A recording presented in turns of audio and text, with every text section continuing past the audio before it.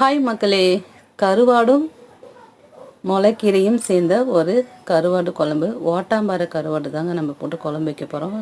குழம்புக்கு செம்ம வாசனையாகவும் டேஸ்ட்டாக இருக்கும் இந்த ஓட்டாம்பாறை கருவாடு. கருவாடுக்கனே பிறந்த ஒரு மீன் சொன்னால் அது இந்த மீன் தாங்க. அது சூப்பராக இருக்கும்.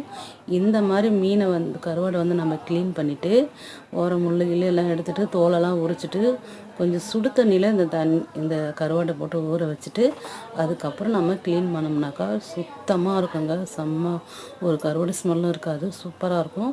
இந்த மாதிரி கீரை பார்த்திங்களா, ஒரு முளைக்கீரையும் போடலாம், அரைக்கீரையும் போடலாம். அரைக்கீரையை தண்டு போடக்கூடாது, அரைக்கீரையை அப்படியே நம்ம சேர்த்துக்கலாம் குழம்புல.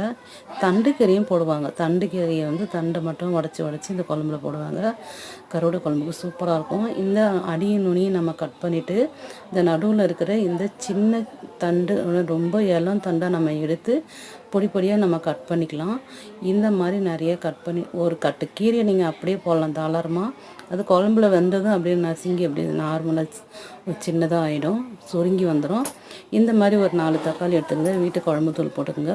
ஒரு லெமன் சைஸ் புளி எடுத்துக்கோங்க. அதை நம்ம தண்ணி இல்லாத கட்டி இல்லாத நார்மல் ஸ்டேஜில் அதை நம்ம கரைச்சி எடுத்துக்கிட்டு பாதி புளி தண்ணியை ஊற்றி இந்த தக்காளியும் போட்ட அந்த தூளியும் போட்டு நல்லா கையாலே நல்லா பிசைஞ்சு கலக்கி எடுத்துகிட்டு மிச்சம் இருக்கிற அந்த புளி தண்ணியை ஊற்றிட்டு இதை நல்லா கரைச்சி பார்த்துட்டு, ஆனால் உப்பு போடக்கூடாது. கருவாடு குழம்புனாலே உப்பு போடக்கூடாது, கடைசியாக தான் உப்பு போடணும்.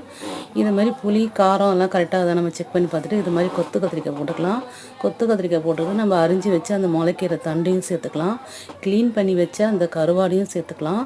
சேர்த்துக்கிட்டு நம்ம என்ன பண்ணுறோன்னா அது அந்த குழம்பை தாளிச்சிக்கலாம். தாளிப்பு கொடுக்கும்போது வடகம் கொடுத்து தாளிப்பு கொடுத்துக்கோங்க. வடகம் இல்லைனாக்கா கடுகு வெந்தயம் போட்டு நீங்கள் தாளிச்சிக்கலாம். அது ரொம்ப சூப்பராக இருக்கும். இந்த குழம்பு தாளிச்சும் செய்யலாம், இல்லை செஞ்சுட்டு கடைசியாகவும் தாளிச்சிக்கலாம். நம்மளோட இஷ்டம் தான் அது.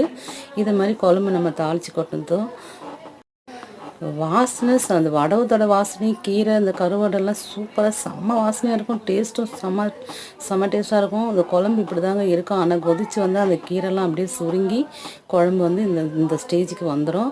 இது மாதிரி குழம்பு ஒட்டியும் ஒட்டாமல் இருக்கிற டைமில் நம்ம உப்பு செக் பண்ணி பார்த்துக்கலாம். அந்த கரண்டியில் குழம்பு ஒட்டியும் ஒட்டாமல் இருக்கணும். ஒட்டி வந்தால் சுண்டிடுச்சுன்னு அர்த்தம், ஒட்டலைன்னா சுண்டல்னு அர்த்தம்.